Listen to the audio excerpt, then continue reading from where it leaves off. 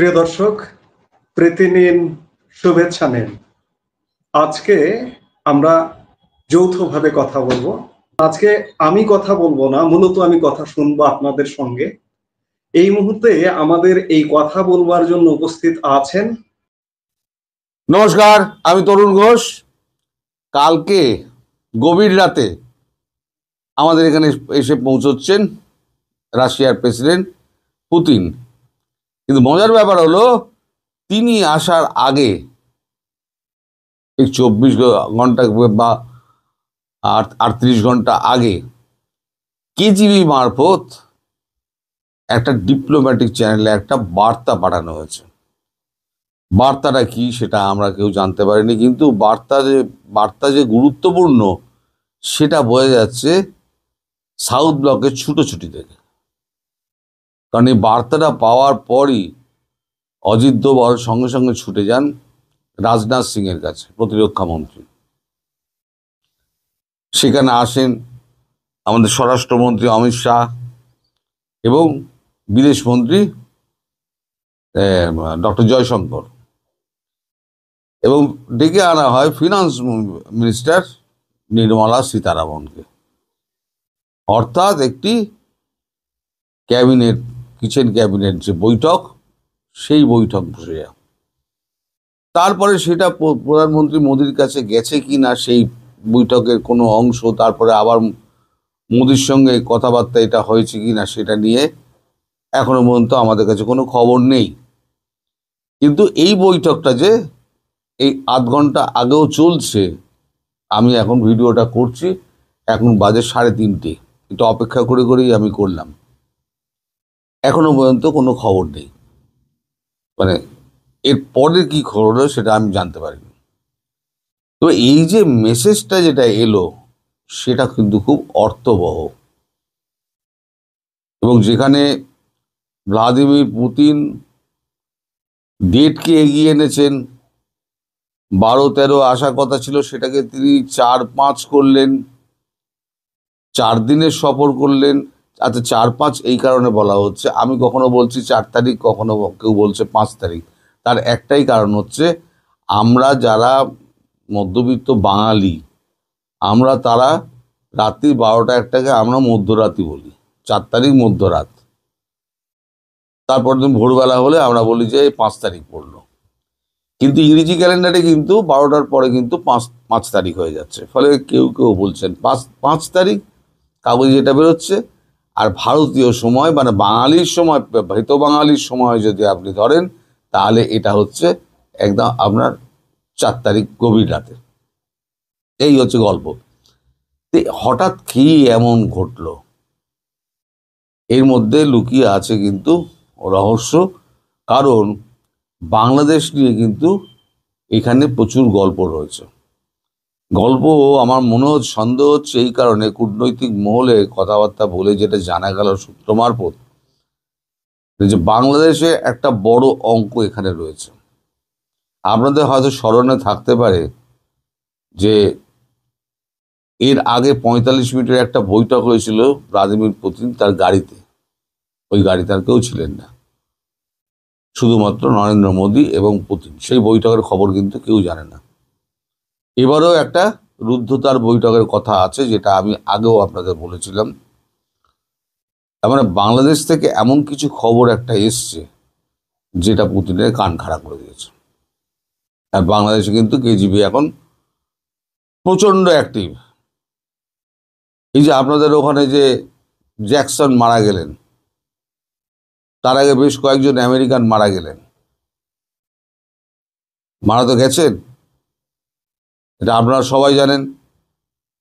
কিন্তু সিআইএ হঠাৎ এলো, সিআইএর লোক এলো, এসে ময়না তদন্ত কিচ্ছু করতে দিল না, কোনো সারা শব্দ নেই, কোনো নেই, একদম মৃতদেহ নিয়ে বেরিয়ে চলে গেল।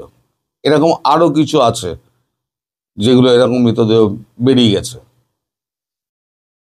এসব র করছেন না, বাংলাদেশে এসব করে না। করে যা করে দূর দেশে করে, পার্শ্ববর্তী দেশে করে না। কিন্তু রাশিয়া এটা ক্লোজলি অবজার্ভ করছে, এবং রাশিয়াই কিন্তু খবর দিয়েছিল যে বাংলাদেশ মারফত এমন একটা চক্রান্ত করা হচ্ছে ভারতের প্রধানমন্ত্রী যখন চীনে যাবেন তখন তাকে একটা হত্যার ছক করা হচ্ছে। এই খবরটা কিন্তু রাশিয়ান কেজিবি দিয়েছিল। তারপর যথারীতি সমস্ত কিছু চেক টেক করা হয়, দিয়ে দেখা যায় খবরের সত্যতা ঠিক একদম।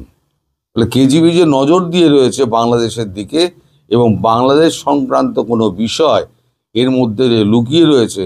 বিশেষ করে আগের ভিডিওতে আমি বলেছিলাম যে 3 তারিখে যেখানে অ্যাকশনটা একটা মানে বড় ধরনের একটা মানে করার সুযোগ করছেন প্রধানমন্ত্রী মোদি, বাংলাদেশের ব্যাপারে সিদ্ধান্ত নিতে যাচ্ছেন বড়সড়, ঠিক সেই সময়তে হঠাৎ উড়ে আসছেন কেন উনি?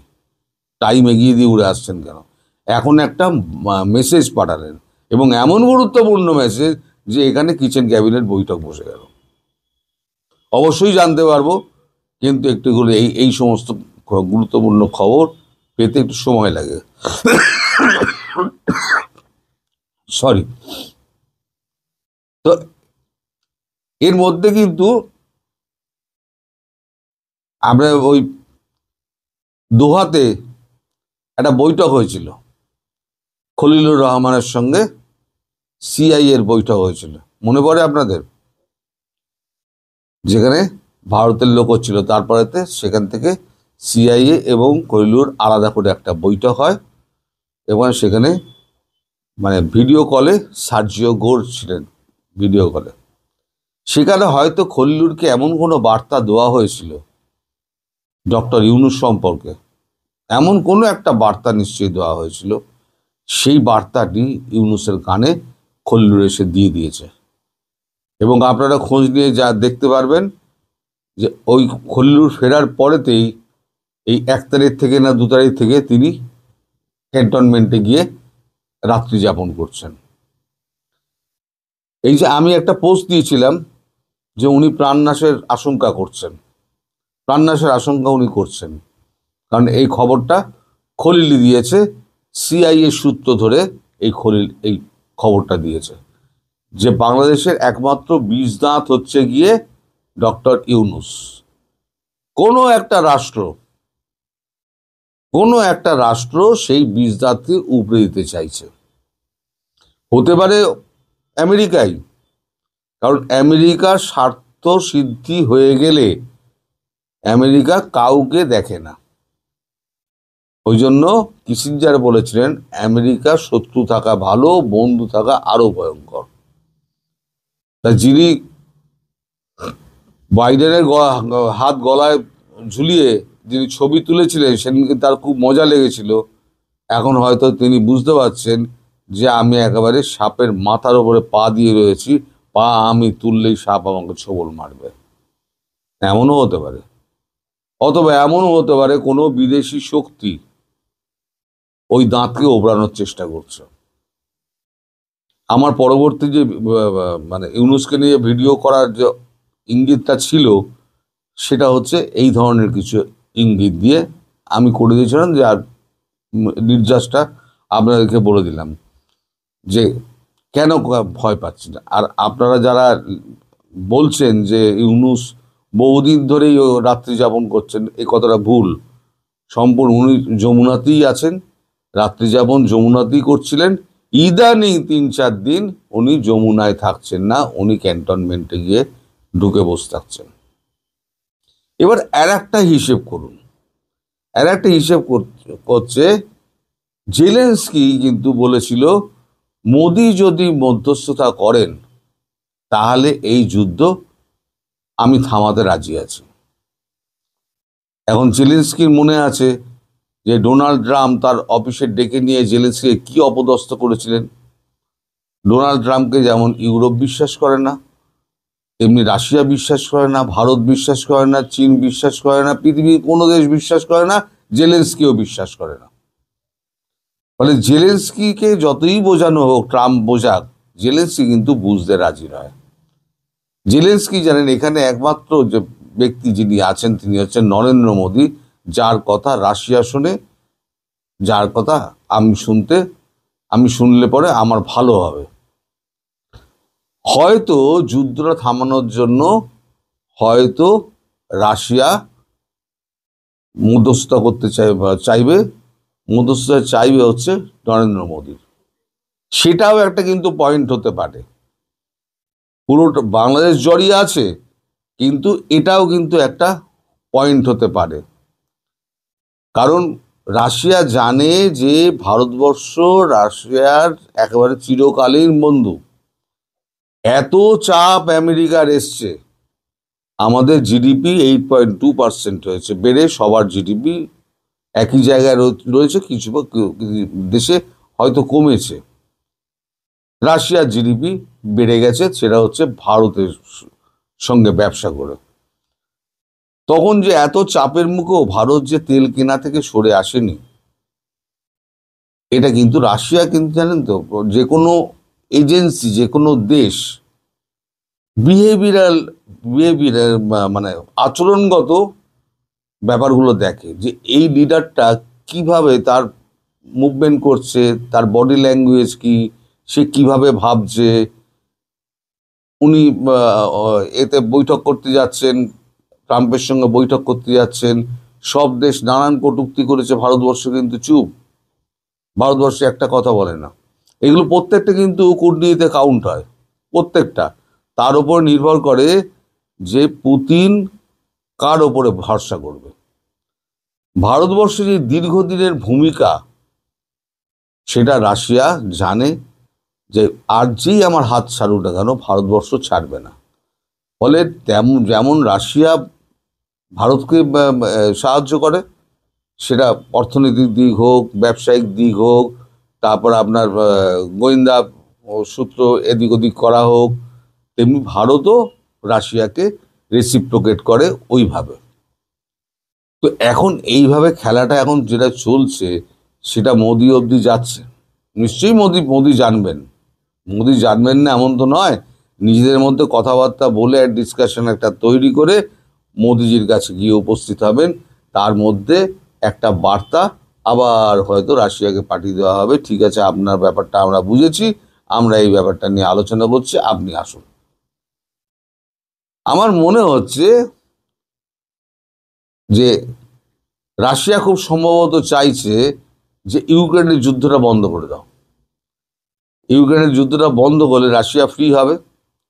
রাশিয়া ফ্রি হলে পরে এই যে বাংলাদেশের ব্যাপারটা যেটা আছে, যেখানে আমেরিকা পা গলানোর চেষ্টা করছে, ওখানে ইউরোপের একটা অংশ ওখানে ধরে ওই যে ইস্ট তিমুরের মতো একটা খ্রিস্টান রাষ্ট্র গড়ার চেষ্টা করছে।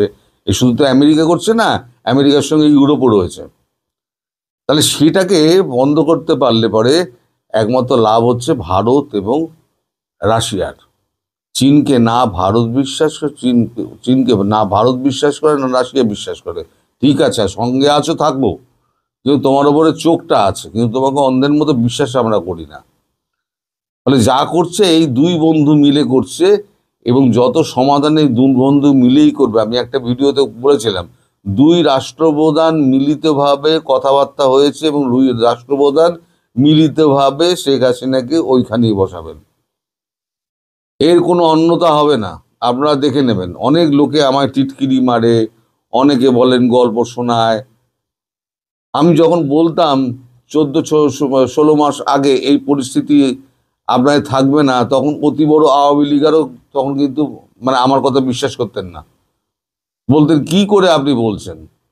আজকে 16 মাস বাদে দেখুন, আমি যেগুলো বলেছিলাম সেইগুলোই কিন্তু ঘটে চলেছে। মানুষের মন তো, মানুষের মনটা হচ্ছে ব্ল্যাকবোর্ডের মতো, ডাস্টার চালিয়ে দিলাম, মুছে চলে গেল। পড়াশুনোর মধ্যে যদি ডেলি থাকেন, আমার ভিডিও রোজ তো আপনারা দেখতে পাবেন না। আমি এই ভিডিওটা করছি 7 দিন বাদে, আমি কি বলছি আপনি ভুলে যাবেন, আমিও ভুলে যাব। আমার নতুন যখন কোনো একটা প্রসঙ্গ আসবে, তখন মনে পড়বে, আরে ওই ভিডিওতে ওই কথা তো বলেছিলাম আমি। এটা সকলেরই হয়, আপনার দোষ নয়, আমারও দোষ নয়, আপনারও দোষ নয়, ভুল বোঝা খুব স্বাভাবিক। কিন্তু আপনারা নিজেরা ভেবে দেখুন যে 18 মাস, 16 মাস আগে বাংলাদেশের কি ছিল, আর 16 মাস পরে বাংলাদেশের কি অবস্থা হয়েছে। তবে ইউনূস এখন প্রাণ ভয়ে ভীত। ইউনূস এখন দেশ ছেড়ে পালাতে চাইছে, কিন্তু যেগুলো ও করে চলেছে না, সেগুলো হচ্ছে অভিনয়, অসংলগ্ন কথাবার্তা বলা, মানে যখন তখন যা খুশি বলে দেওয়া। এটা হচ্ছে ইউনূসের একটা মানে বাহ্যিক লক্ষণ, বিহেভিয়ারাল প্যাটার্ন যাকে বলে না, বাহ্যিক আচরণের লক্ষণ, ইউনূসের কিন্তু সেটাই হয়েছে। ইউনূস প্রচণ্ড ভয় পেয়েছেন, সেই ভয়টাকে ঢাকার জন্য উনি উল্টো পাল্টা সমস্ত কিছু বলে যাচ্ছেন। আপনারা একদম ভয় পাবেন না, ইউনূস কিন্তু আর সেই ইউনূস নেই। আর পুতিনকে আসতে দিন, নিশ্চয়ই এর মধ্যে বাংলাদেশের কোনো অঙ্ক লুকিয়ে আছে, এবং সেটা গভীর অঙ্ক, যেটা বাংলাদেশের কেউ কল্পনা করতে পারছে না, এরকম একটা অঙ্ক লুকিয়ে আছে। কূটনীতির খেলা বোঝা দাদা খুব মুশকিল, খুব মুশকিল। দাবার বোর্ডে কে কোথায় ছেলে রেখে দিয়েছে আমি ধরতে পারবো না, কিন্তু যারা খেলছে তারাই একমাত্র জানে। সবাই ভালো থাকবেন, সুস্থ থাকবেন এবং সাবধানে থাকবেন। যদি এর কোনো ডেভেলপমেন্ট হয় তাহলে অবশ্যই আপনাদের জানাতে আমি আবার আসবো। ততক্ষণ পর্যন্ত বিদায় নিচ্ছি, নমস্কার।